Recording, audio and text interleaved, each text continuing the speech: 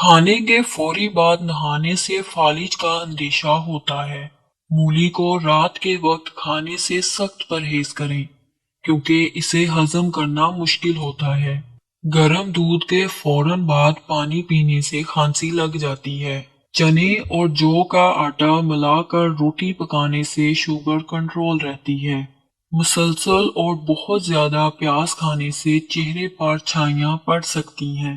نیند نہ آتی ہو تو سونے سے پہلے پاؤں کے تلووں پر خالص سرسوں کے تیل کی مالش کریں اور 2 چمچ شہد کھا لیں۔ آم اور لسوڑے کا اچار کھانے کے بعد پانی پینے سے نزلہ، زکام اور کھانسی کا سخت اندیشہ ہوتا ہے۔ ساگ پکانے سے قبل اگر اسے کھولتے پانی میں ابال لیا جائے تو لذت بڑھ جاتی ہے۔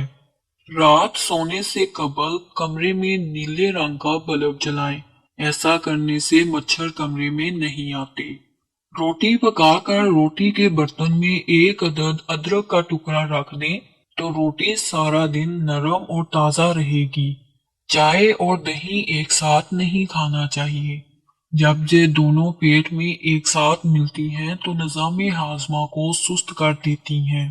زکام کے خاتمے کے لیے تھوڑی سی چینی دہکتے ہوئے کوئلوں پر ڈال کر اس کا دھواں سونگھیں۔ سونے سے پہلے پھل نہیں کھانا چاہیے۔ انہیں کھانے کا یہ سب سے برا وقت ہے کیونکہ اس سے شوگر لیول بڑھ سکتا ہے اور یہ حالت آپ کو پوری رات جگاتی رہے گی۔ لیکن اگر آپ دن کے آغاز میں پھل کھاتے ہیں تو آپ پورا دن ایکٹیو اور فریش رہیں گے۔ کان میں اچانک درد ہو جائے تو پاؤں کی چھوٹی انگلی کا مساج کرنے سے کافی حد تک آرام آ جاتا ہے۔ مونگ پھلی کھانے کے بعد پانی پینے سے گریز کرنا چاہیے کیونکہ اس کے نتیجے میں کھانسی اور گلے میں خارش ہو سکتی ہے۔ گوشت اور دودھ ایک ساتھ ہرگز استعمال نہ کریں ورنہ نقصان ہو سکتا ہے۔ اگر تھوڑے سے کام سے تھکن ہو جاتی ہے تو منقع یا کشمش استعمال کریں۔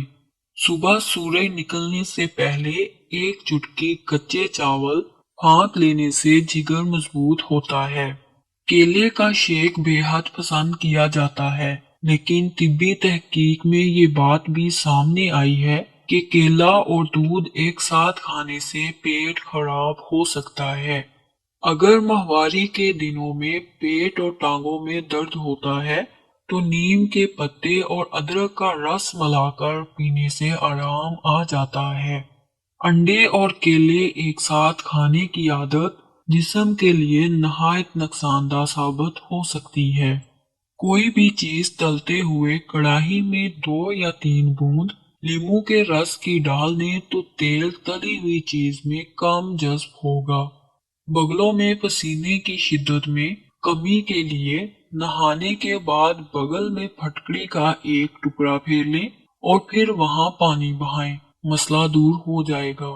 بعض اوقات گوشت جلدی پکتا نہیں، اس کے لیے اس میں لہسن کی درمیانی والی 1-2 ڈنڈیاں ہنڈیا میں ڈال دیں، گوشت آسانی سے پک جائے گا۔